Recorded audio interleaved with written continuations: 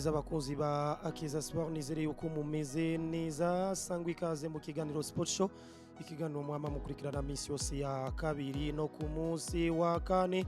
Bikavyumvikana yuko turi ku munsi wa kabiri rero igenekerezo rya 21 ukwezi kw'icumi muri 2025. Birumvikana neza yuko ari bimwe mu bintu bimeze neza cyane. Birumvikana neza yuko mwebwe mwese muri kumuradukurikirana, mvuge ko mwahisemwo neza na cyane cyane kubana natwe muri kano kanya. Amakuru tubafitiye rero nkuko bisanzwe tukaza kuyahirana uvuga muri Ligue des Champions.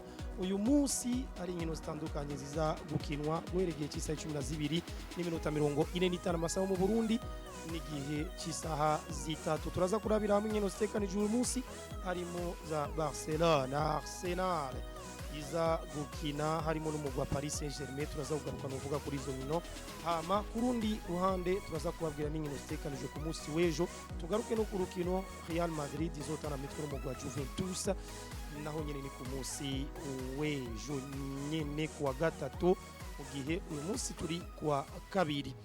Ni mugiye kurundi ruhande tuza kubabwira amakuru ariko aravugwa hirya nino, harimo amakuru y'umukinyi yitwa Endrick umugwi wa Real Madrid, bivugwa ko ashobora kuva muri uwo mugwi mu kwezi kwa mbere akaja umugwi wa hariya mu Bufaransa. N'uyu turaza kubigaruka ko muri kino kiganiro, ariko kandi turaza guca mu migwi ya Aigle Noir hamwe na Flambeau du Centre. Musanzwe mubizi uko iyo migwi irikiserukira Uburundi muri ya mahiganwa ya Afrika. Aigle Noir ni muri Champions League bitagenze neza ku munsi wa gatandatu, batsinzwe n'umugwi wa Al Ahly igitsindo kimwe ku busa. Ni mugihe umugwi wa Flambeau du Centre wanganije ibitsindo biri ku bindi n'umugwi wande n'umugwi wa Singida Black Stars. Nitwa Ismail Kwizera, aho niyo mazina abavyeyi banyise, nanje nitazira naho danafashe brassard ndayikubita nga ukuboko kw'ibubamfu avuga ni twa nahoze. Ako gatazirano nijeje nyine nakitaziriye. Abantu bama bambaza naho dabisigura iki, ikizigeza ni capitaine canke bamwe ngo ni El Capitano, sinzi yuko nabivuze neza uko niko bimeze. Sangwa ikaze rero abari kwa dukurikirana bari ahatandukanye, muri Malawi, abari muri Zambia, abari muri Kenya, abari muri Tanzania, abari nga mu Burundi, izere ko meze neza. Ba Egide nezagire Barca ono mukunzi wa Barcelona, izere ko meze neza cyane muri kano kanya. Rero ico twebwe tugira dukore nuko tugira tubabwire cyane cyane aho tubafitiye sakuyahirana uvuga muri Ligue des Champions. Reka rero ndababwire inkino zitegekanijwe imbere yuko tuza kwinjira ku rukino rumwe kurundi. Igihe cy'isaha 12 uyu munsi, igihe cy'isaha 12 n'iminota 45 n'inkino zibiri zitegekanijwe muri uwo mwanya. Barcelona muhira hariya i Mundrich baza gutana mitwe n'umugwi wa Olympiacos hariya mu Bugiriki, hama Khairat Almaty kandi mitwe n'umugwi wa Bafos FC. Igihe cy'isaha 3 z'ijoro hari izi nkino zikurikira: Arsenal kuri Emirates Stadium uza gutana mitwe n'umugwi wa Atletico de Madrid hariya muri Espagne. Bayern Leverkusen umugwi hariya mu Budagi uza gutana mitwe n'umugwi wa Paris Saint-Germain. Copenhagen wo muri Denmark uza gutana mitwe n'umugwi wa Borussia Dortmund, hama Newcastle United hariya kuri St James Park uza gutana mitwe n'umugwi wa Benfica de Lisbon. PSV Eindhoven wa hariya muri Pays-Bas utane mitwe na Napoli. Union Saint-Gilloise na Inter de Milan, hama Villarreal na Manchester City. Izo nizo nkino zitekanijwe uyu munsi igihe cy'isaha 3 z'ijoro n'igihe cy'isaha 12 n'iminota 45. Barcelona Olympiacos. Mbega akahise kavuga iki? Akahise katwereka yuko umugwi wa Barcelona cyane cyane inkino zibiri zerutse guhuza uyu mugwi wa Olympiacos hamwe na Barcelona, nuko Barcelona yatsinze urukino rumwe hari muri 2017 urukino rwa mbere aho Barcelona yatsinze umugwi Olympiacos ibitsindo 3-0 hama urukino rwo gusubiza Olympiacos yari yakiriye Barcelona baranganije ubusa ku bundi. Tugerageje kuraba novuga forme z'ubu z'umugwi Olympiacos cyane muri Ligue des Champions sinziza kuko urukino ruherutse kubahuza n'umugwi Arsenal wabatsinze ibitsindo 2-0 hamwe n'urukino banganije ubusa ku bundi n'umugwi wa Bafos. Bivuze iki? Musi y'amanota 6 bafise inota rimwe. Ni mugiye Barcelona baje guhura nawo bobo bafise novuga amanota 3 ko murabizi yuko urukino rwa mbere batsinze equipe ya Newcastle ibitsindo 2-1 hama Paris Saint-Germain nabo ibatsinda ibitsindo 2-1. Bivuze iki? Bivuze yuko mu nkino zibiri Barcelona iherutse ukina nta clean sheet ifise, bitandukanye n'umugwi Olympiacos bobo bafise clean sheet. Aho bitandukaniye kandi difference ari nini hagati ya Barcelona na Olympiacos nuko Barcelona yoyo ifise ratio y'ibitsindo 3 mu nkino zibiri za Ligue des Champions nubwo batsinzwe nande na Paris Saint-Germain. Kandi ugerageje kuraba novuga umugwi wa Olympiacos na Barcelona current form naho Barcelona bobo bemera kwinjizwa umuntu ntiyoza akompare n'uno mugwi wa Olympiacos Ropire. Biboneka neza yuko nabo nyene ari umugwi bishika ukagira clean sheet imwe nk'ubu muri weekend mwihiganwa ryari iwabo baratsinze equipe ya Larissa ariko umugwi wa PAOK Thessalonique warabatsinze ibitsindo 2-1. Bivuze iki? Nabo si wa mugwi ushobora kumara novuga inkino nyinshi uri kuragira ama clean sheet. Rero Barcelona nivyo barafinya bari incertain ariko Lamine Yamal niho aza kuba hari n'abandi bakinyi ba Barcelona umuntu ntiyoja kure mu kuvuga ko Barcelona ariyo ifise amahirwe yo gutsinda equipe ya Olympiacos Ropire naho umupira udunda nkuko bamwe babivuga, kandi sinkekeranya ko ibitsindo vyinshi yo mvuze vyinshi birashobora kuba 2-3 birenga. Sinkekeranya ko Barcelona uyu munsi ishobora gutsinda Olympiacos ibitsindo vyinshi. Katuje kurundi rukino hagati y'umugwi wa Khairat Almaty uza gutana mitwe n'umugwi wa Bafos. Khairat Almaty bobo muri kampanye yabo ya Ligue des Champions muravyibuka ko kundwi igira kabiri Real Madrid yarabanyagiye ibitsindo 5 vyose ku busa bari muhira hariya muri Kazakhstan. Baje gutana mitwe n'umugwi wa Bafos nawo kundwi igira kabiri niborohewe n'umugwi wa Bayern Munich wabanyagiye novuga ibitsindo 5-1. Biboneka neza yuko iyi migwi muri kahise atakahise bafise ko guhurira novuga mu kibuga, ariko iyi migwi isa nkaho ifise akantu ihakwa kunganya na cyane cyane muri rino higanwa novuga ya Ligue des Champions. Urukino rwa mbere kuri Khairat Almaty umugwi wa Sporting warabanyagiye ibitsindo 4-1. hama Real Madrid irasubira ibashiramo 5 vyose ku busa. Ni mu gihe uno mugwi wa Bafos nawo ku rukino rw'indwi igira kabiri baratsinzwe n'umugwi wa Bayern Munich nabibabwiye ko yabatsinze 5 vyose ku busa, ariko bobo iciza nuko urukino rwa mbere batatsinzwe n'umugwi wa Olympiacos baranganije ubusa ku bundi n'uwo mugwi. Rero biboneka neza yuko kumbure atakinini kunganya birashoboka, batanganije naho umugwi umwe ushobora gutsinda uwundi. Uwo nawo ninde? Reka mvuge uno mugwi wa Khairat Almaty. Impamvu si statistique canke ibiharuro, impamvu ni wa mukinyi agira 12. Kumbure Khairat Almaty yatsinzwe 5 ku busa na Real Madrid, irashobora kwihagarara ko nayo ikavuga iti muntu we reka tugerageze turabe yuko tworonka amanota 3 imbere y'uyu mugwi wa Bafos.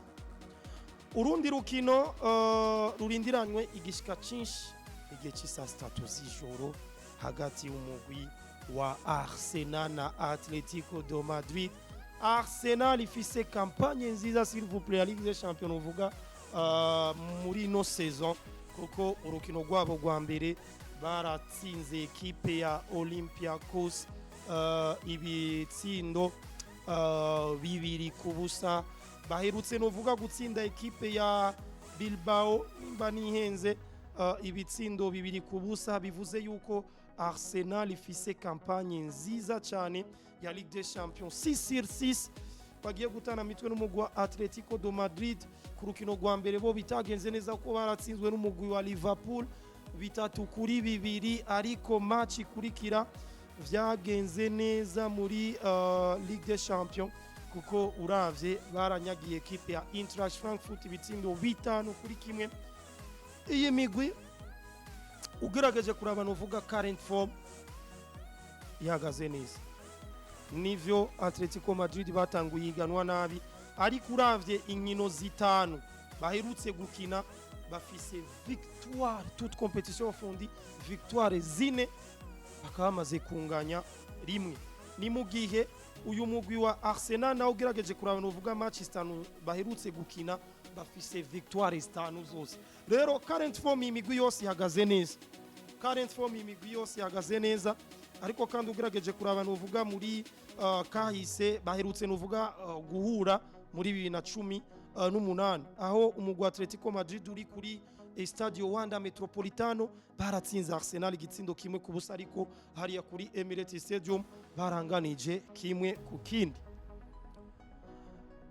Kubijanye n'amahigwe novuga ko Arsenal no yamahigwe gutsinda ekipe ya Atletico de Madrid. Sinikindi gituma mamahigwe novuga uno mugwi wa Arsenal gutsinda Atletico Madrid nuko uyu mugwi wa Arsenal ufise home advantage na cyane cyane kuba bari muhira, ariko kandi dusanzwe tuzi yuko Diego Simeone yo ariko akina n'umugwi ufise izina agerageza novuga na cyane cyane gucungira ku ma contre attaque, mu gihe tuzi yuko equipe ya Arsenal igerageza kugira jeu de possession bakagumana umupira birakunda. Rero home advantage niyo yonyene ituma mvuga ko Arsenal ifise amahigwe ya 55% yo gutsinda ekipe ya Atletico Madrid, ariko nandi uravye current form bafise abakinyi bameze neza. Julian Alvarez ku ruhande rwa Atletico Madrid, uravye ba Victor Gyökeres ku ruhande rwa Arsenal nubwo ataremeza cyane, ariko kandi ukaraba miliye yabo igizwe na Mikel Merino. Ni bamwe mu bakinyi bagerageza novuga gutanga ico twita good game, bigatuma novuga na Arsenal itsinda nkuko babikoze novuga kuri derby iherutse kubahuza n'umugwi wa Fulham aho batsinze igitsindo 1-0. Reka turindire turabe rero ico runo rukino rw'uyu munsi tubiki hagati ya Arsenal nuno mugwi wa Atletico de Madrid, ariko n'ahandi nizeye neza yuko ruza kuba ari urukino rwiza rumeze neza cyane hagati ya Arsenal hamwe na Atletico de Madrid. Urundi rukino ni Bayern Leverkusen na champion d'Europe Paris Saint-Germain. Bivugwa ko Ousmane Dembele eka mbere na ba Marquinhos takibuza ko bashobora kuboneka novuga ku rukino rwo kuri uno munsi bagiye gutana mitwe n'uno mugwi wa Bayern Leverkusen. Nivyo Leverkusen ni ekipe yahindutse kuvaho birukaniye umumenyereza Erik ten Hag. Erik ten Hag kuvaho bamirukaniye ino ekipe ya Bayern Leverkusen yarahindutse. Impamvu izo ndabivuga nuko ugerageje kuraba novuga resultat zabo zo muri no minsi simbi kuko muri weekend baratsinze ekipe ya Mayence ubusa 5 4-3, baratsinze ekipe ya Union Berlin 2-0, baranganije n'umugwi wa PSV Eindhoven muri Ligue des Champions. Usivye ko kampanye yabo ari mbi muri Ligue des Champions kuko bamaze kunganya kabiri, novuga ko ari mbi kuko munsi y'amanota atandatu bafise amanota abiri aho deliberation muravyumva naho umuntu atobagaye ariko kandi ni ekipe clean sheet ubwabo ibagora iyi ekipe ya Leverkusen bagogwa na clean sheet uravye clean sheet bafise mu nkino zitanu baherutse gukina ni clean sheet imwe gusa mu rukino baherutse novuga gutsinda ekipe ya Union Berlin ariko agiye guhura n'umugwi nawo ufise ubusatirizi bwiza chers amis ekipe ya Paris Saint-Germain uravye muri no campagne ya Ligue des Champions Paris Saint-Germain usivye clean sheet imwe bagize novuga ku rukino rwa Atlanta Bergame batsinze 4-0 wongere ko yuko uyu mugwi wa Paris Saint-Germain uharura ibitsindo bitandatu mu nkino zibiri harimo no gutsinda Barcelone s'il vous plaît 2-1 bayitsindiye hariya i Montjuic bivuze iki gukompara Paris Saint-Germain na Bayer Leverkusen nta uri karabikompara ariko kandi twibukanye yuko Paris Saint-Germain nayo n'umugwi ugogwa n'ama ekipe vyitwa yuko adafise izina nikimenyamenya mwava mumbwira muti championnat na Ligue des Champions ntibisa yego ntibisa ariko raba Strasbourg mu ndwi heza hirutse ruvuga kuba twara mchaka birangira novuga banganije uyu munsi sibo ba mbere novuga muri Ligue 1 kuko umugwi Olympique de Marseille umaze gufata ikibanza ca mbere sinzi Marseille bavuga bati umwaka tugomba guhindura ibintu na cyane cyane mu Bufaransa reka kumbure turindire turabe yuko bizova bibakundira ariko distance difference si y'amanota menshi hagati ya Paris Saint-Germain hamwe na Olympique de Marseille pronostic yiwanje rero amahigwe menshi ari kuri equipe ya Paris Saint-Germain gutsinda equipe ya Leverkusen kiretse habaye surprise kandi ama surprise mu mupira w'amaguru namwe murabizi yuko akunda kuba kenshi nuko imeze abariko baradukurikirana reka ndabasabe gukora novuga ama subscribe mugire subscribe sabone kuri channel yacu ya Keza Sport cyane cyane ko ari honyene mushobora kwasanga ama video atandukanye Copenhagen Borussia Dortmund ni ekipe ugerageje kuraba si nziza muri championa kuko ntibahagaze neza sase si ariko uyu mugwi iyo ugeze na cyane cyane muri Ligue des Champions impamvu ndiko ndavuga uko atari byiza nuko indwi zibiri zikurikirana baragize match ni ariko bataramitwe n'umugwi wa Leipzig hama baherutse gutsindwa muri Classica na Bayer Leverkusen na Bayern Munich 2-1 ariko rero uyu mugwi wa Borussia Dortmund iyo ugeze muri Ligue des Champions niho ugerageza guhindurana cyane cyane ishusho mwibuke ko urukino rwabo gwindwigira kabiri gwa Ligue des Champions baherutse gutana mitwe n'umugwi wa Atletico Bilbao Dortmund yabatsinze 4-1 ni mugiye kuri match ya mbere banganije n'umugwi wa Juventus 4-2 hariya kuri Juventus Stadium rero baje gura n'umugwi wa Copenhagen nawo bitifashe neza kuko waratsinzwe n'umugwi wa Karabag FK 2-0 hari kundwi igira kabiri kundwi ya mbere baranganije bari muhira n'umugwi wande wa Bayern Leverkusen nitwirigwe duteba amahigwe ntaworeka kuyaha ekipe ya Borussia Dortmund nubwo umupira udunga Newcastle United na Benfica de Lisbon hariya kuri St James Park ni kibuga ekipe ya Newcastle United isanzwe yakirirako inkino zaho yaba inkino za Ligue des Champions yaba inkino novuga za champion Newcastle United muri Sport Show kenshi mazimisi ndiko ndabivuga uyu mugwi ufise ikibazo kimwe gusa kibazo cyuko ubusatirizi bw'uyu mwaka butabona igori cyane nkuko byari bimeze mu mwaka wese iyi Newcastle United ije gukina novuga na Benfica de Lisbon ni Newcastle nivyo iherutse gutsinda ekipe ya Union Saint-Gilloise ibitsindo 4 muri Ligue des Champions, ariko amamatch nasa Union Saint-Gilloise sico kimwe na ekipe ya Benfica de Lisbonne, naho Benfica nayo nyene iherutse gutakaza nuvuga muri Ligue des Champions. Turaza kuyiruka. Ekipe ya Newcastle United ni ekipe iboneka neza yuko muri uno mwaka kibazo c'ubusatirizi ibintu bisigaye bigorana kuko ni ekipe itagitanga ibitsindo byinshi. Nivyo mu ndwi iheze baherutse gutsindwa n'umugwi wa Brighton ibitsindo 2-1. Yego baratsinze Union Saint-Gilloise 4-0, ariko Arsenal yabamereye nabi 2-1.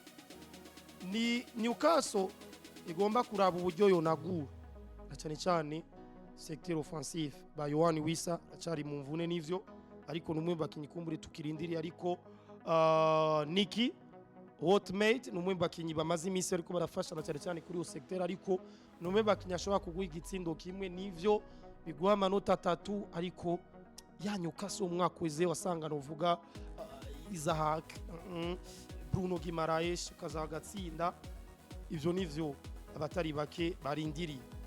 Newcastle United muri kampanye yabo ya Ligue des Champions bafite amanota 3 kuri atandatu. Match ya mbere yari gufa kabisa, rigoye kumira, yari Kilimanjaro. Newcastle United itana mitwe n'umugwi wa Barcelone ibatsinda 2-1. Bagiye gura n'umugwi wa Benfica de Lisbonne, nawo kampanye yabo muri Ligue des Champions sinziza, nubwo Jose Mourinho aherutse gutsinda ekipe ya Chaves ibitsindo 2-0 hariya mu mwiganwa yo muri Portugal. Ariko mwibuke ko Chelsea de Blues iherutse kubatsinda 1-0. Urukino rwabo rwa mbere batsinzwe n'umugwi wa Karabag FK ibitsindo bingahe 3-2. Aha twitege tough game hagati ya Eddie Howe no witwa Jose Mourinho. Akahise kavuga iki muri 2022 Benfica de Lisbonne muri friend game yatsinze ekipe ya Newcastle United ibitsindo 3-2.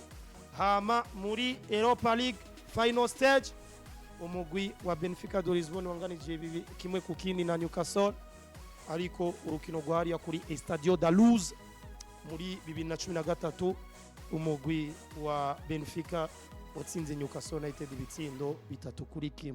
Iyi match home advantage irashobora gufasha ekipe ya Newcastle United gutsinda ekipe ya Benfica de Lisbonne, naho bigoye s'il vous plaît. Jose Mourinho atararonka amanota 3 muri Ligue des Champions, aza kwemera ko ekipe yiwe itsindwa n'ubwo urukino rwa mbere atariwe yari kuri bando touche. Aha tugomba kwibaza ico kibazo. Ni nayo mpamvu ndiko ndavuga pronostic yanje, apana kuvyumva nk'umufana wa Newcastle United uvyumve yuko ari umesha makuru yake arakubwira ati ni home advantage, ariko nandi ugerageje kuraba kunganya bifisa amahigwe menshi, ariko home advantage Newcastle United barashobora gukoresha nuvuga uwo mukinyi agira 12 kugira ngo abafashe kwiboosta gutsinda ekipe ya Benfica de Lisbonne. Reka turabe izindi nkino zitekanijwe na cyane cyane uyu munsi. PSV Eindhoven na Napoli, ikipe ya Napoli menyerezwa n'umwe mu bamenyereza kera nakunda, bamenyereza kabisa, yafashije ibitari bike mugwa Chelsea de Blues tawukana igikombe novuga cha championnat, ono witwa Antonio Conte. Biboneka neza yuko agiye gutana mitwe n'umugwa PSV Eindhoven umenyerezwa na Peter Boas, uyu mu nyapeiba nyine yamenyereza nyapeiba ujya iyo bari iwabo sa kabisa bari kwaramenyereza neza kipe zabo zikaronka intsinzi, ariko iyo basohotse rero baje kumenyereza hanze gashika bagakora ama exploit kabisa, nkuko mwabonye Ten Hag sezo yiwe ya mbere muri Manchester United arabaye igikombe cya Carabao Cup, sezigira kabiri FA Cup, sezigira gatatu nibamworoheye ko abandanya. Ni nkuko kwa Arne Slot bona yuko sezo yiwe ya mbere birakunze muri equipe ya Liverpool, bukabisa amaze inkino zine bikurikiranya ata kintu kiriko kiraboneka. Rero kampanye ya PSV Eindhoven muri Ligue des Champions sinziza kubera iki Union Saint-Gilloise yarabatsinze 3-1. Baherutse kunganya n'umugwi wa Bayer Leverkusen kimwe ku kindi, ubagiye gutara mitwe n'umugwi wa Napoli uherutse novuga gutsinda umugwi wa Sporting ibitsindo 2-1, ariko bo burukino rwabo rwa mbere batsinzwe n'umugwi wa Manchester City 2-0. bivuze ko PSV Eindhoven igiye gukina n'umugwi ufite amanota 3-6 turashobora guhinduka, ariko aha siniregwe ndiko ndahatebera ikaduha amahirwe equipe ya Napoli gutsinda uno mugwi wande wa PSV Eindhoven.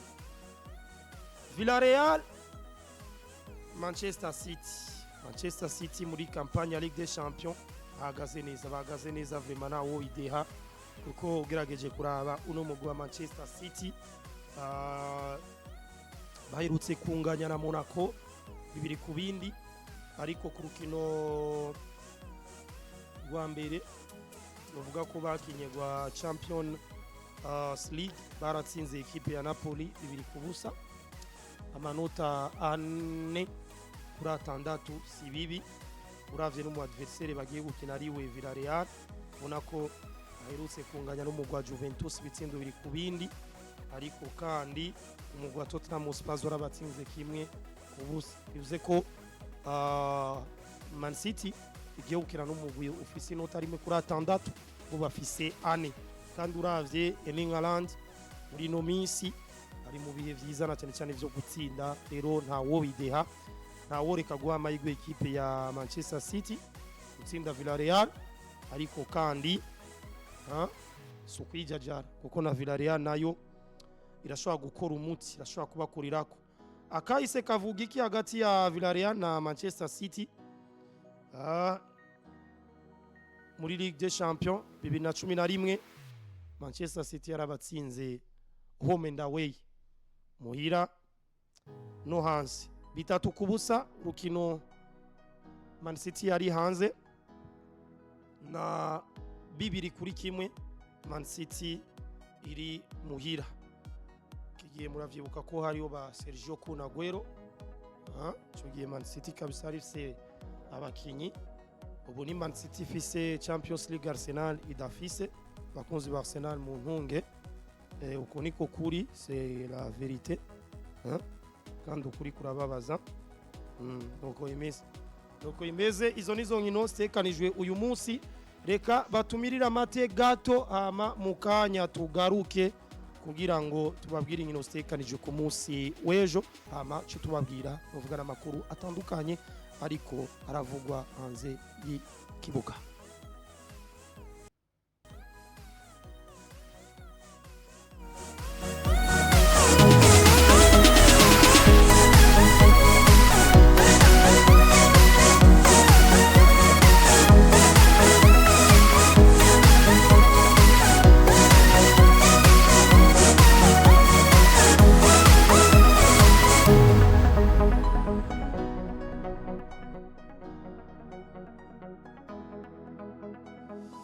Rero bimeze, reka tugarukira cyane turabe inkino zitekanijwe ku munsi w'ejo, ku munsi wa gatatu. Igihe cy'isaha 12:45 n'inkino zibiri zitekanijwe ku munsi w'ejo, ku munsi wa gatatu. Birumvikana Atletico Bilbao isagutana mitwe n'umugwi wa Karabag FK. Zaugaruka gato kuri no rukino. Karabag FK ni equipe ifise ruvuga se na cyane parcours nziza y'iyi Ligue des Champions muri uno mwaka. Galatasaray na Bondo Glimt amige cy'isa 3 z'ijoro. Izi nizo nkino zitekanijwe. Harimo umugwi wa AS Monaco rimwo Ansu Fati amaze imisi ariko aravyifata mu neza. Uzagutana mitwe n'umugwi wa Tottenham Hotspur ama Atlanta Bergame na Slavia Prague, Bayern Munich na Club Brugge, Chelsea et the Blues na Ajax Amsterdam, Eintracht Frankfurt, Liverpool, Real Madrid, Juventus, Sporting Portugal na Olympique de Marseille. Karabag FK na Atletico Bilbao. Kandabe yuko nugaruka na cyane cyane kuri runo rukino. Akahise niyo match ya mbere. Bilbao igiye guhura n'uvuga n'uwo mugwa Karabag FK. Ariko uyu mugwa wa Karabag FK nkuko nabivuze, peut-être ko ni challenge ikomeye yegura n'umugwi kumbure basufise izina paraporo y'imigwi bashobora kuba baratsinze. Ariko iyi Karabag FK tuvuga ifise amanota atandatu kuri atandatu mu nkino zibiri za Ligue des Champions, harimwo gutsinda ekipi ya Benfica de Lisbonne ibitsindo 3-2, kandi Benfica iri muhira kuri Estadio da Luz. Urundi rukino batsinze ekipe ya Copenhagen. Bilbao yoyo kampanye sinziza kampanye sinziza kabisa. Dortmund yarabatsinze 4-1, hama bagaruka n'uvuga ekipe ya Arsenal batsinda 2-0. Bivuze ko mu match abiri baremeye ibitsindo 6 kuri kimwe binjije. Ariko Karabag FK yoyo ifise ibitsindo 5 mu nkino zibiri, ariko nabo bamaze kwemera kwinjizwa ibitsindo 2 bazinjijwe kuri Benfica. Umupira uradunda, ariko nizere ko Atletico Bilbao kubw'izina umuntu ntiyoreka kuvuga ekipe Atletico Bilbao. Kugumupira canke ibihe umuntu ntiyoreka kuvuga ekipe ya Karabag FK. Ariko home advantage bagomba kuroleva aba bahungu ba Ernesto Valverde, bagomba gutsinda runo rukino kugira ngo bagarukane icizere, kugira ngo ntibazoje guhiga victoire bitagikunda. Mbona ko mu mwaka uheze arigiye bamwe ashobora kuvuga bati vyiza nuko uja minota ya nyuma kujya kwa Paris Saint-Germain ikiratwara, ariko burya inkire nikira kabiri. No guhiga amanota hakirikara, apana kuja guhiga qualification minota ya nyuma ugaca usanga abandi baragutanze. Igituma ushobora kuvuga ko amahigwe gato naho nyene ibice 55 kwijana no bya Bilbao nuko bazoba bari muhira, kandi n'izina ryabo imbere ya Karabag FK rikomeye cyane. Kumbure bashaka kwivyukiranya cyangwa bashaka kuvyukira kuri urwo rukino bagatsinda, ariko n'ahandi Karabag FK iri mu bihe vy'isi. Abantu bakunda kubetinga rero usanga rimwe baja mu vy'amazina. Ni murabe forme di moment Karabag FK muri Ligue des Champions isumvye Atletico Bilbao mu vyumve. Chelsea Ajax Amsterdam kuri Stamford Bridge, urukino ruzohagarikirwa n'umuhagarikizi kuva ariya mu Budagi witwa Felix Zweier. Chelsea muri no kampanye ya Ligue des Champions baherutse gutsinda Benfica 1-0, kandi ino Chelsea baratsinzwe na Bayern Munich 3-1. Bivuze ko bakonta victoire imwe sur 2. Sinabi bajegura n'umugwa Ajax Amsterdam utifashe neza. Uribuka Ajax ya Ajax ni ya 2014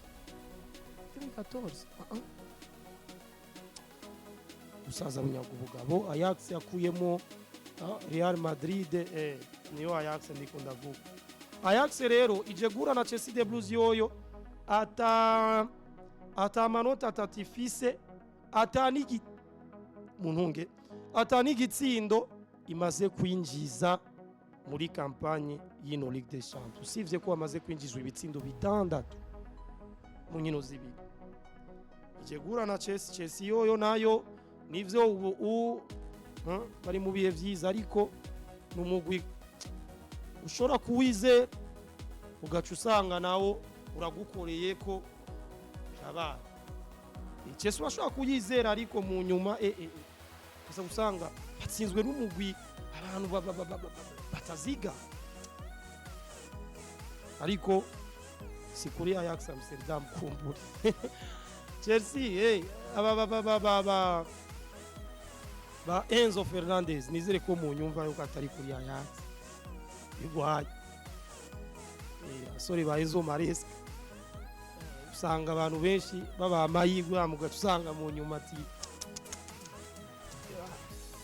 baca bayivuga neza ngo badutabuje. Abaraho basanzwe bakunda ivyabo. Nuko imeze naho nyeniza kuba ari match nziza. Urundi rukino izo n'inkino zokira ku munsi wa gatatu ndiko ndazicako gusa, ariko tuzozigaruka ko neza ku munsi wa kane. Ku munsi wa kane hari urukino rwa Real Madrid iza kuba iri kuri Estadio Santiago Bernabeu ku munsi w'ejo. Urukino ruzohagarikirwa n'umunyaslovani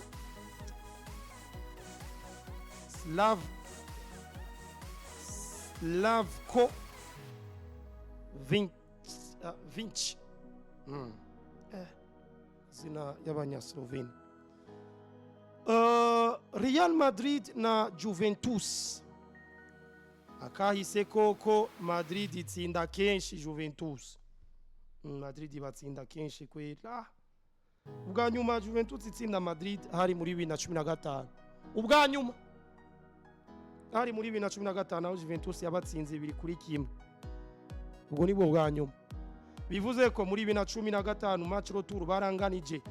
2017 Real Madrid yabatsinze 4-1, 2018 Madrid batsinda 3, 2018 nyene Madrid batsinda 3-1, 2022 Madrid batsinda 2-0 urukino rwa kivandimwe, 2023 Madrid batsinda 3-1. Mu nkino za FIFA World Cup Real Madrid batsinda 1-0. Bivuze ko ubwa nyuma 2015. Ariko narabivuze muri Sport Show imwe, iyi Juventus ni ekipe ifise ubusatirizi s'il vous plaît bwinjiza. Nivyo ni ekipe itsindwa, ariko secteur offensif yabo na irakura hajya defense yabo. Nk'akarorero nakwereke pare ya Juventus kuri secteur offensif. Nivyo ntumbwire urukino baherutse kunganya n'umugwi wa Como nako batsinzwe na Como 2-0. Ngira ndakwereka impamvu uvuga ko Juventus secteur offensif batsinda. Match bakinye na Villarreal baranganije 2-0. Match bakinye novuga na Dortmund baranganije ibitsindo 4-0. Match bakinye na Atalanta Bergame 1-0. Match bakinye na Hellas Verona 1-0. Match novuga bakinye na Inter de Milan baratsinze 4-3. None iyi ekipe ni yinjiza igwaye muri defense. Bagiye guhura n'umugwi wa Real Madrid nawo bisa nkaho bamaze kwitora, na cyane cyane inyuma, nubwo benshi babona ko Xabi Alonso watagira liste de base. Kubwa Ismail sivyo warayifise. Uzi impamvu uvuga ko ayifise? Mwigori turabizi Thibaut Courtois, Carreras si kuri zitatu, kiretse agomvye kugira novuga ico twita kuruhurira abakinyi, akazana Fran Garcia, Axe, Dinu Hussein ahari na Militao sibo batangura. Kuri zibiri niho honyene novuga ko bagira abafatisha, twagira tumenye ninde ariko baca baja mu mvune none kosa giwe sinimo ndamuvugiye median ya Real Madrid kiretse ujya munsi ku rukino rwa Atletico Madrid yicanganije n'uwitwa Federico Valverde n'uwitwa Aurelien Tchouameni ugaca wongeramo Arda Güler ubusatirizi none Mastantuono hari vyarerekana birenze muri ekipe ya Real Madrid siwe kesha atangura Mbappe ku 9 Vini agomvye kuruhurira Vini azana Rodrigo je abantu bavuga ko Xabi Alonso atararonka liste de base kini tuvyumva kumwe nabo aha rero baje guhura n'umugwi wa Juventus nivyo Madrid iragwaje barakekeranya kumbure ku munsi wejo bizomenyekana turacari kuwa kabiri turindiriye kumenya Begadin Hoysen azotangura cyangwa ikibanza ciwe ni Militao na Nuzi ariko kandi David Alaba murabona ko yagize nawe ikibazo c'imvune bisaba ko turindira ariko Madrid ikibazo yabajijwe ku munsi w'Imana hejeje gutsinda ekipe ya Getafe naho Xabi Alonso yakwefye Madrid dependance irimwo Mbappe adatsinze ego Vinicius amaze kwinjiza Arda Güler aratsinda ariko kangahe yaragikwefye ati Stan leader ego no mu leader ariko umenga iyo dependance parce que equipe twama dushaka ati nimba Mbappe aza gutsinda bibiri aboneke n'abandi batsinda bibe continuité urukino rwa Khairat Almaty niwe yatanguye kwinjiza ibindi bica birakurikira atsinda bitatu abandi nabo baraza mu nyuma ariko Madrid umengo muri no minsi iri muri dependance iyo dependance igomba kuhava ariko kandi ico nshima nuko nawe amaze kubibona ati harimo ico twita connection Güler Mbappe rero iyo connection Güler Mbappe inavyo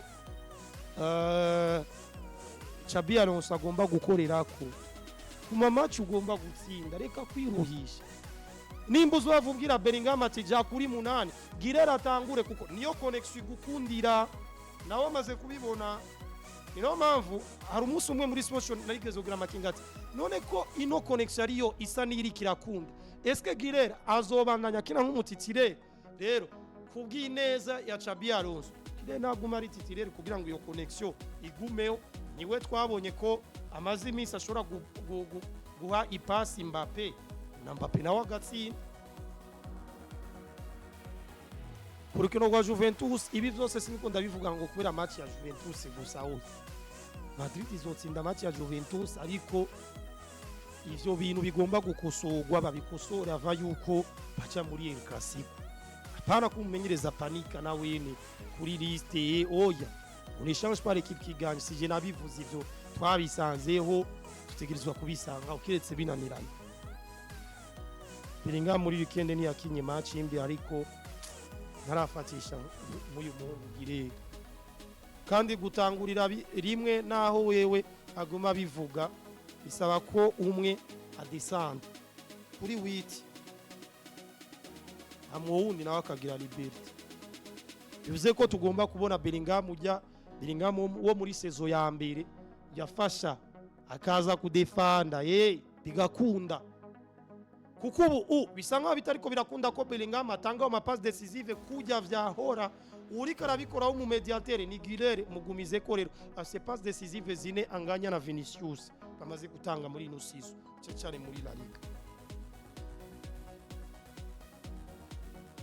tugarukirize ngana cyane kuri aba match nuko gisigaye tuzogaruka kuwa kane turaba uko bigenda ariko umenyereza yitwa Arne Slot Agabe kuri match bagiye gutana mitwe no mugwa Eintracht Frankfurt kuko aho nivyo aba boss baba Reds Devils enako aba boss baba Reds vous Devils ni Manchester baherutse gutsinda ekipe ya Liverpool. Agabe kuri no match bagiye gutana mitwe n'umugwi wa Eintracht Frankfurt ku munsi wa gatatu, kuko akaramuka atsinzwe yego ubu uwa Mabruwi arahari, niwe yaguze bano bakinyi gatsindwa na Eintracht Frankfurt ikuraho naho ko muri Champions League Galatasaray yarabatsinze bafise victoire imwe bakunda. Aha ndazi ko pressure yo kumuha gasopo cyangwa kumwirukana bishoboka. Burayi ntibatevye, nimwabibonye kuri ekipe ya Nottingham Forest, iyi ekipe irongowe n'uyu Mugiriki. Kwirukana ikosa rimwe biraniranye barakwirukana nta kibuza ko batakwirukana, ko football nta kurindira. Habib Bey uko bimeze cyane cyane ibihari. Reka rero tugerageze batumirira amate gato, hama mukanya turabe ibiri ko biravugwa hanze y'ibibuga imbere yuko tugaruka kuri ekipe ya Aigle Noir hamwe na Flambeau du Centre. Turabe ibiri ko biravugwa hanze y'ikibuga, hama mukanya tuvuge kuri Aigle Noir na Flambeau du Centre.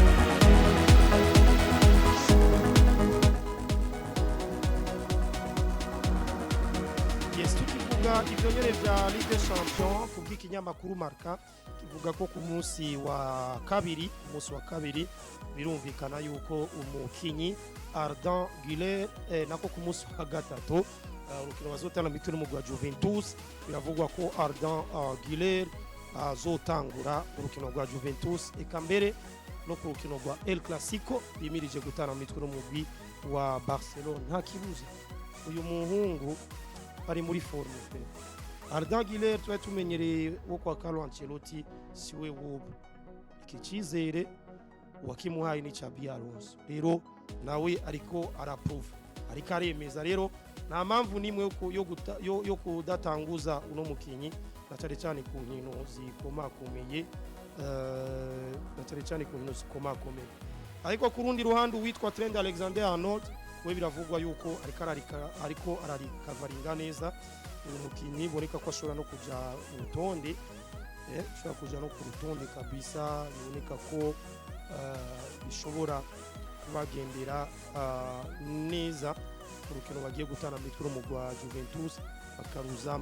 Inkuru za Ousmane Dembele nazibabwiye ko ari muri list y'abakinyi umumenyereza Luis Enrique aza kwifashisha novuga uyu munsi, kiretse uwitwa Joao Neves wewe akiri mu mvune cyo kimwe na Fabian Ruiz, ariko Marquinhos na Dembele bagarutse novuga ku rutonde rw'abakinyi umumenyereza Luis Enrique aza kwifashisha uyu munsi urukino baza gutana mitwe n'umugwi wa Bayern Leverkusen. Ariko tukivuga ayandi makuru nuko uwitwa Graham Potter byamenyekanye novuga kuva ku munsi wa mbere nyuma yo kwirukanwa muri ekipe ya West Ham United yuko ariwe agiye kumenyereza umugwi serukiragihugu wa Swede, aho uwo mumenyereza atamasezerano manini bamuhaye, ariko bamwemereye yuko nivyagenda neza agashikana novuga umugwi wa Swede mu gikombe cy'isi yose nta kibuza uko bashobora kumwongereza amasezerano. Hendrik nayo babwiye mu ncamake zano makuru ati n'umukinyi atari kararonka umwanya muri ekipe yandi mu mugwi wa Real Madrid. Uwo mukinyi rero ariko arifuzwa mu Olympique de Marseille sinikindi imukeneye ko barafise abakinyi nka Amin Guri, uyu munya Algeria, Pierre-Emerick Aubameyang bazoja mu gikombe cya Afrika mu kwezi kwa mbere. Nta kibuza rero yuko uwo mukinyi bamwibuka kinyuma kugira ngo azoze kuziba ihengeri bizosigwa novuga nabo bakinyi umunsi bazoja na cyane cyane mu nkino z'igikombe mu nkino z'igikombe cya Afrika kandi zitekanijwe novuga mu kwezi kwa mbere. Reka rero turangize kino kiganiro cyacu tugaruke gato sinogenda navuze ku migwi yani wacu Aigle Noir na Flambeau du Centre. Aigle Noir na Flambeau du Centre. Aigle Noir ariko baserukira Burundi mu mahiganwa Africa Ligue des Champions. Mwarabibonye twarabibabwiye mu biganiro bitandukanye byo kuri Akeza Sport n'ama video menshi mwarabibonye. Ni match batanye mitwe n'umugwi Al Ahly, umugwi ufise ibikombe byinshi gusumba abandi novuga muri Afrika na cyane muri cyo gikombe cya Ligue des Champions 12. Al Ahly yarabatsinze kimwe ku busigitsindu witwa Juma Nzeyimana Juma Mzande yitsinzi. Mbega Aigle Noir de Fighters amahirwe yo bangana gute urukino ko gusubiza abazokinira hariya i Cairo muri Misiri byaranse ko batsindira muhira nivyo, ariko merci kuri game bagerageje gupropose novuga kuri equipe novuga ya Al Ahly. Muribuka mu ndwi iheze kiganiro novuga twahaye Kevin ico yitungiye hamwe na Kamara Karim barabivuze ati ko bazotangaza benshi. Kevin na Kamara Karim reka ndabaye buno butumwa buri special nivyo ni mwatsinze, ariko kuba mwaratangaje novuga abatari bake mwarabikuze ingene mwabatangaje sukundi benshi muri twebwe twari twiteze yuko mutsindwa byinshi, ariko ivyo byinshi barabibuze abari bavyiteze novuga arabibuze. Igisigaye ni exploit individuel na cyane cyane kuri match yo gusubiza cyane kuri match yo gusubiza. Impamvu uvuga yuko ari exploit mugomba gukora si exploit yuko muhabwa amahirwe menshi yo gutsinda novuga ino equipe ya Al Ahly, kuko nanje ntabwo ndabibaha nubwo match ya mbere twaguma tuvuga tuti football ni imwe, ahubwo ni exploit yuko umuntu ashobora kwiyerekana ari muri Misiri kugira ngo basi n'imiburi kuko iganwa ryo muri Misiri ryo rya mbere muri Afrika sherizana. Rero iyo umukinyi uvuye mu Burundi ugacuronka umugwi basi ubayabaye na Première Division uba wungutse na za ndoto mwama muhigana cyane cyane zo kuja mu ntamba mu rugamba, uronka umwanya wo gukina mu mugwi wo muri Misiri Première Division. Nta kibuza yuko sangwa Patrick buri gihe na staff yiwe bazoza barakwandikira ati invitation.